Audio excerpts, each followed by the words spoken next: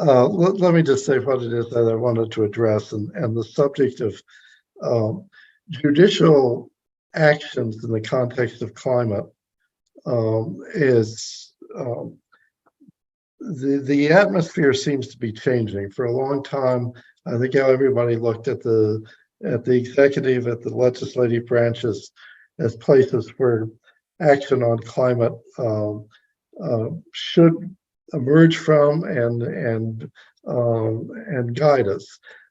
As we all know, it didn't happen very much, and I think it partially because of that. The judiciary in both in the United States and actually also there's a case in Europe has been beginning to move and saying, oh, is this really true that we cannot intervene in something that is potentially so harmful to so many people? And I just wanted to mention two or three developments. One is there's an organization called Our Children's Trust.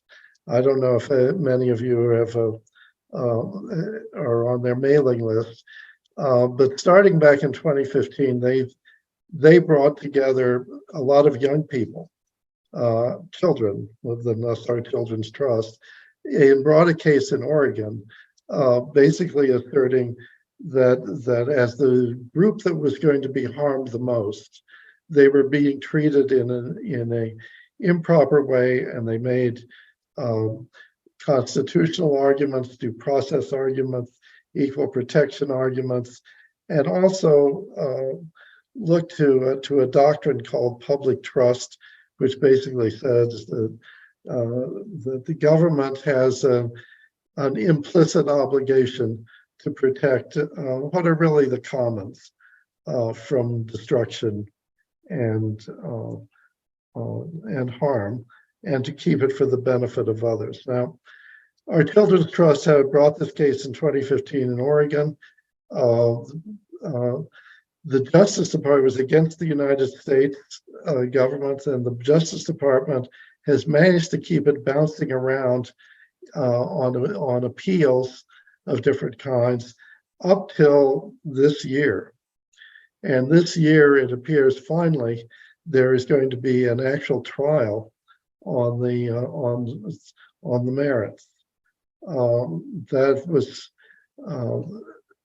the current administration honestly has not been helpful, and they've filed another piece of paper aimed at trying to keep that from happening. I don't know if they're going to be successful or not. Interestingly, they're also bringing a case here in Virginia, did bring a case last year, which went before a court. The court dismissed the complaint. Again, the arguments were very similar. The government, in this case, the state government, was engaged in activities that were harmful, especially to children who are going to have to live through this for the next 30, 40, 50 years. They have cited a couple of statutory things, but they also cited the provision of the Virginia Constitution, and I think it's. I didn't realize it was there until I started looking at this, and I just wanted to find it here and read it to you.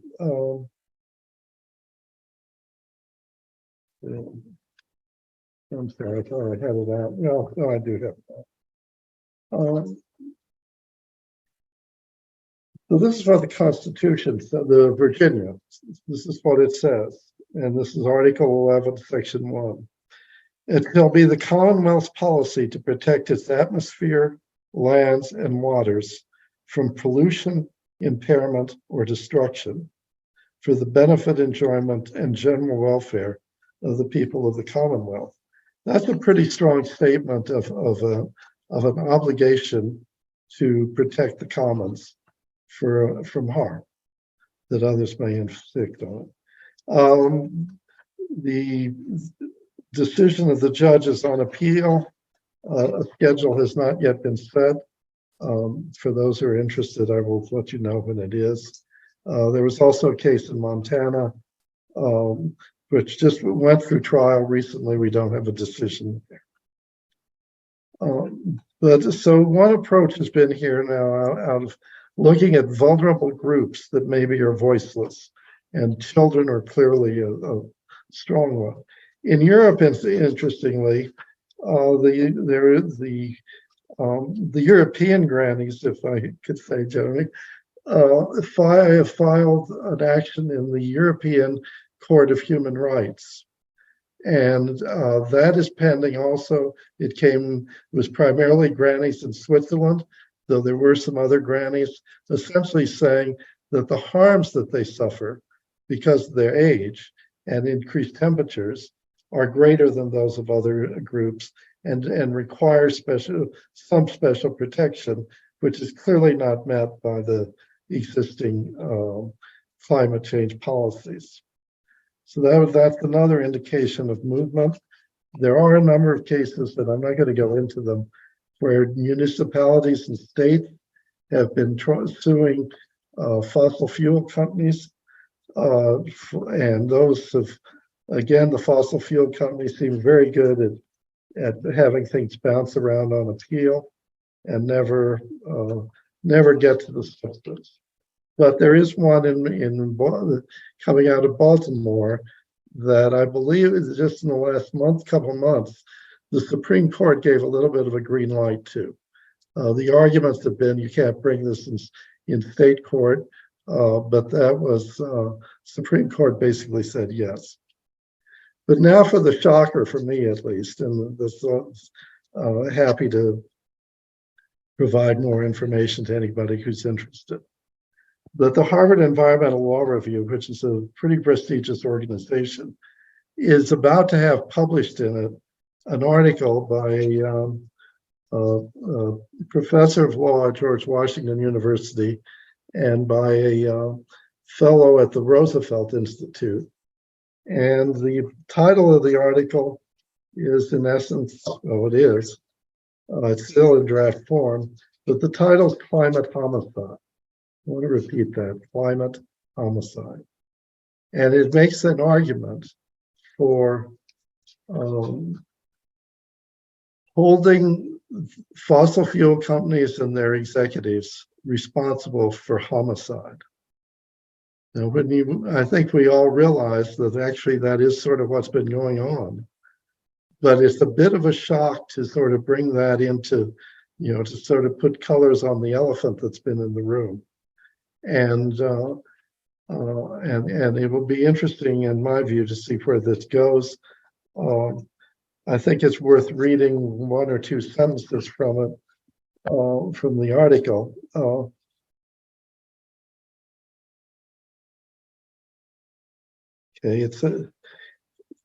Fossil fuel companies have long understood the globally catastrophic risks that the production, marketing, and sale of their product generates.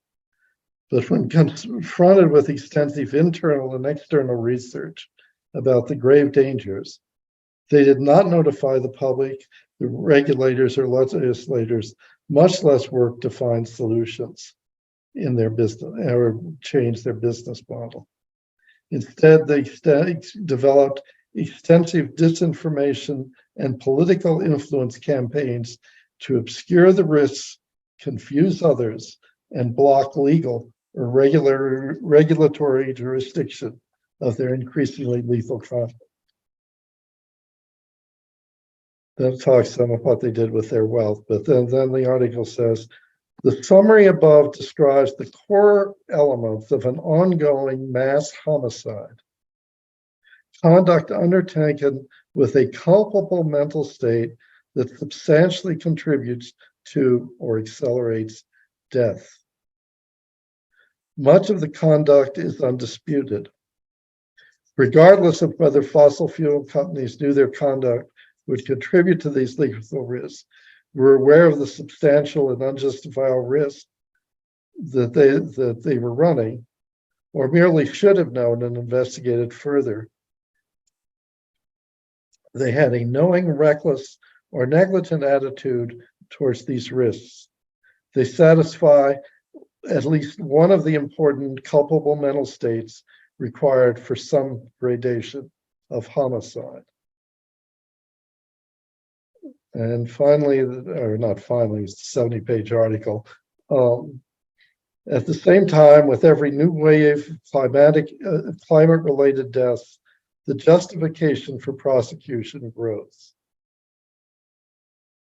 Although this regulation may be suitable for some parts of their conduct, the lethality of the conduct, the fossil fuel companies' awareness of the risks they are generating, and their efforts to obscure that risk make criminal prosecution by homicide particularly appropriate. And then goes on to note issues about fraud, which are evident.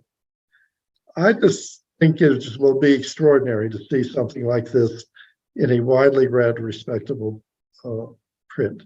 It's obvious to everybody that's on this call, but we don't articulate it. We do not articulate it, and we are doing so now. I think we are beginning to do so now, and it's similar. In the past, there have been changes of perception that happen, and then suddenly, oh my gosh, what are we doing? I think that was true with product liability 100 years ago, but a lot of harms were, there was nothing you could do, from products that were harmed people that were put into commerce. And you could make an argument that there's a similar issue happened with segregation, and understanding that that was true, deeply harmful conduct. And eventually the court stepped in and said, no, separate is not equal. There was a sea change, and that, like this one, was one where both the executive and the legislative branches seemed frozen. So we may have something in the future, and if you all want to take a longer course of this, I'm happy at some point to talk about it. But I think it's a very interesting and maybe promising development. So. Okay. And I do have a list posted in the document about things you can do, even if you're not a lawyer, to support some of these actions. Great. Thank you, Bill. Peter has his hand raised. Comment or question, Peter? Yeah, I'm just wondering if any consideration has been given to having a lawsuit or a civil suit by farmers, for instance, because there's definitely evidence showing that agricultural productivity is declining because of higher temperatures, as well as perhaps from other industries, construction workers. Again, studies show a decline in productivity with increasing temperatures. Is something going to get more dire as temperatures rise? I don't know the answer to your question, Peter, whether that's actually been raised in a particular suit. I think that the economic harms of all of the kinds that you're talking about may be included in some of the state level suits where the states are suing the fossil fuel companies. But I'll try to get particularly about agriculture, I'm really not sure. I'll see if I can get an answer for you. I mean, some studies have shown already like a 20% decline in what you would have expected in terms of agricultural productivity. You're absolutely right. The question is, who does John Farmer raise it, or does the state attorney general raise it, or who raises an argument like that? There is some question about that. Who could? Is there a coalition of farmers that could bring a case like that? Let me find out for you. Let's see if Thank you. Sure. Okay, Tom or Ren has a question. It's me. Just a couple of comments, but I mean, Bill, thanks. I think this is really interesting and significant, because it seems to me that all of the ecological crises we're facing right now, because they deal with things that are necessary but often have limited market value. I think they're forcing us to kind of broaden the notion of what the law has to protect, and to a degree what things elected officials have to regard as their responsibilities. And one aspect is, I mean, the whole business of pointing out how future generations are threatened by climate change and other ecological crises, and by ignoring it, we're denying possibilities for good lives for good human future generations. And, constituents, current constituents, people who have the ear of elected officials now can talk about the need to create good jobs and so on. And supervisors and counselors and so on, in many cases, will be sympathetic to that and to a degree listen to that. And sometimes make decisions that favor short-term benefits for people who are here now, but entail undermining the long-term possibilities for future generations. And somehow, if we can get young people, coming back to what Caetano touched on, if we can tactically or strategically bring young people into political processes so that they come before decision makers and along with, say, business interests and so on, say, we want to live good lives, and it's your obligation to allow us to live good lives. I think at a practical level, it could also be an important tactic for the climate and environmental movement in general. But beyond that, I'll say another area where you've got kind of expanded notions of legal responsibilities and obligations, you're starting to see more and more declarations of the rights of nature, the rights of other life forms to exist. In Ecuador, I read a while ago, and I just dug up a page on the web. I mean, it has integrated into its constitution a statement about the rights of other life forms to exist.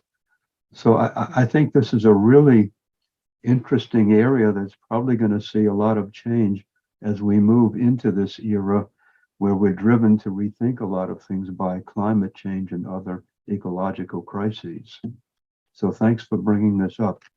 Yeah, I think you're absolutely right, Tom. And the children's role is go to our children's trust, support the work they do, and then there may be political ways of supporting them. But that's precisely their point.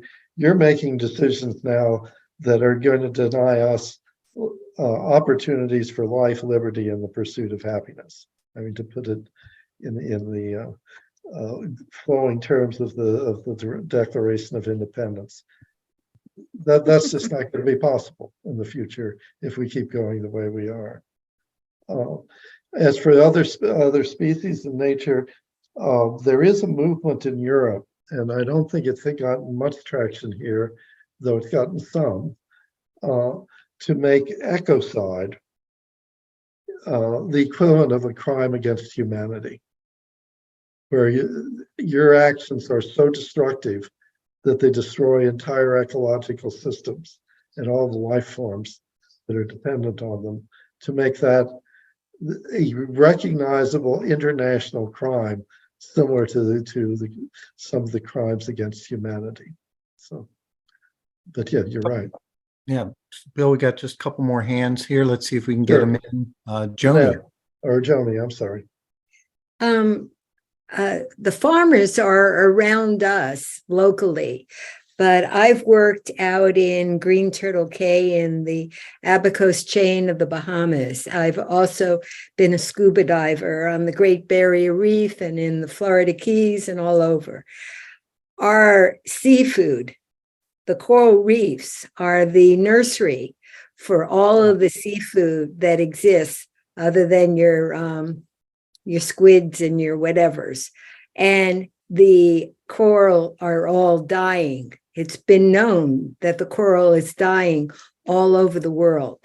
And so our seafood is in jeopardy equally as much as what we're taught, and the fishermen that deal with it as an industry.